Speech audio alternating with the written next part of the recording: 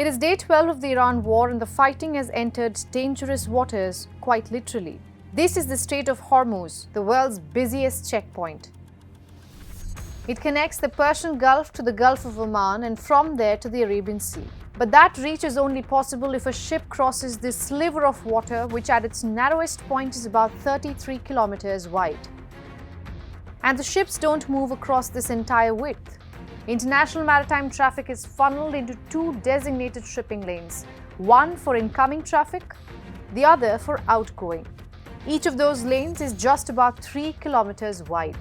So when you look at the map again, imagine two thin corridors running through the middle of this tiny strait, and through this passes ships from Iraq, Kuwait, Saudi Arabia, Bahrain, Qatar, UAE and Iran, headed towards markets in Asia, Africa, Europe and beyond.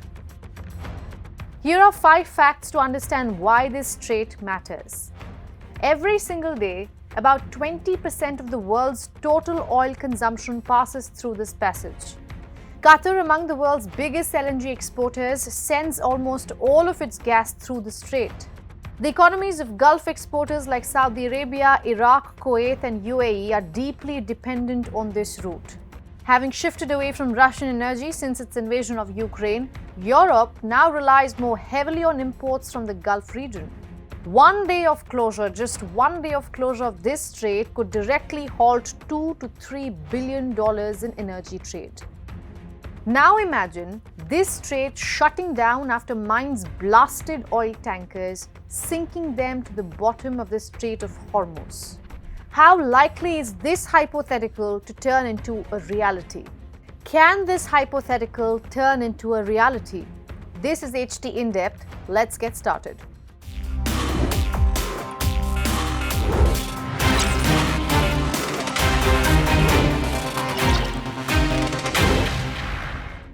Underwater mines are explosive devices placed in the sea to damage or sink ships and submarines.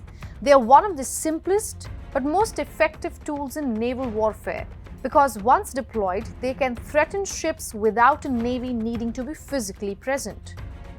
Today, there are different types of sea mines. Some are designed to explode when the hull of a vessel comes into contact with them, and some are anchored to a steel cable to keep them underwater. Mines also differ in how they detonate.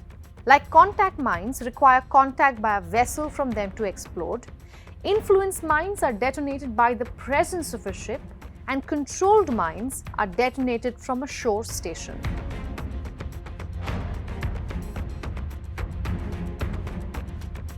The United States has alleged for the very first time in this war that Iran is laying these kind of mines across the Strait of Hormuz. The claim came in 2 parts, first by the military chief. Last Thursday, we struck and sank an Iranian drone carrier ship, and U.S. CENTCOM continues today to hunt and strike mine-laying vessels and mine storage facilities. This work will continue. Then the president put out the most confusing social media post. He threatened Iran against laying mine in the Strait of Hormuz, while categorically saying that he has no evidence that Iran is doing it. The attack has been called preemptive after Axios reported that the US has intelligence about Iran's operational plans in the Strait of Hormuz. Attention all ships, attention all ships, attention all ships. This is Sepah Navy, Iran's Islamic Revolutionary Guard Corps Navy. From now on, all navigating through the Strait of Hormuz is forbidden. No ship in every type is not allowed to pass from the Strait of Hormuz till next notice. This is Sepah Navy, out.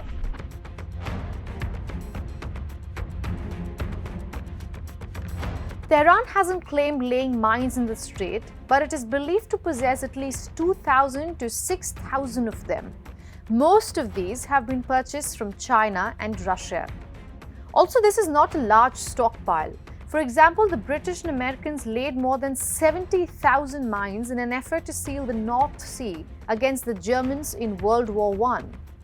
Mines are relatively cheap to produce, but the real skill lies in how many Iran can lay before being detected by the Americans and the Israelis. And Tehran possesses multiple platforms for delivering them.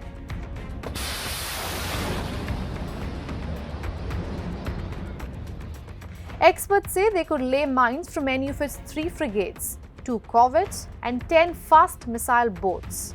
Iran also has 3 ships in the Persian Gulf that appear to have dedicated mine-laying capabilities, plus 3 still functioning RH-53D Sea Stallion mine-laying helicopters. Additionally, Iran possesses more than 200 smaller boats and coastal combatants suitable for mine laying. These are faster, harder to detect with radars. While mines alone are very unlikely to sink a tanker, its impact is enough to deter the enemy. The most damaging of these hits was in 1988 amid the Iran-Iraq War. An Iranian mine severely damaged but did not sink an American frigate, USS Samuel Roberts. The cost to repair the vessel was pegged at $96 million. The cost of the mine, just $1,500.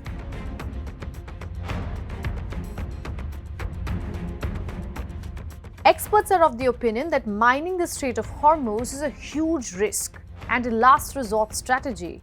Projections based on past instances of US mine countermeasure operations indicate that it could take a month or more to reopen the Strait of Hormuz if Iran were allowed to initiate even a small mine-laying campaign. In 1991, after the Gulf War, it took the United States 51 days to clear 907 Iraqi mines off the coast of Kuwait. There is no doubt that the United States dominates in military superiority versus Iran. But since the start of the Iran war, there have been concerns how Tehran would maintain its chokehold on the crucial Strait of Hormuz and manage to weaponize it.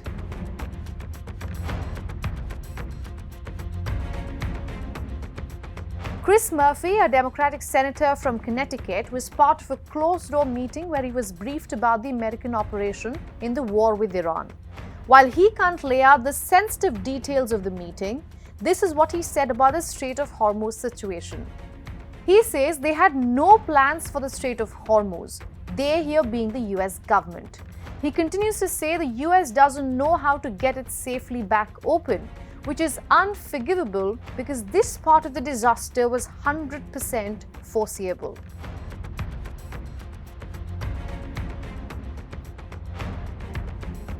Also, mine warfare is within Iran's capabilities, and Iran possesses the anti-ship cruise missiles and air defenses needed to make US operations even more difficult and time-consuming than they currently are.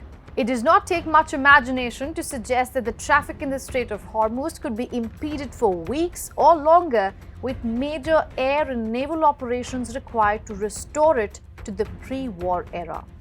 Thanks for watching. You can continue watching this space for more news and updates.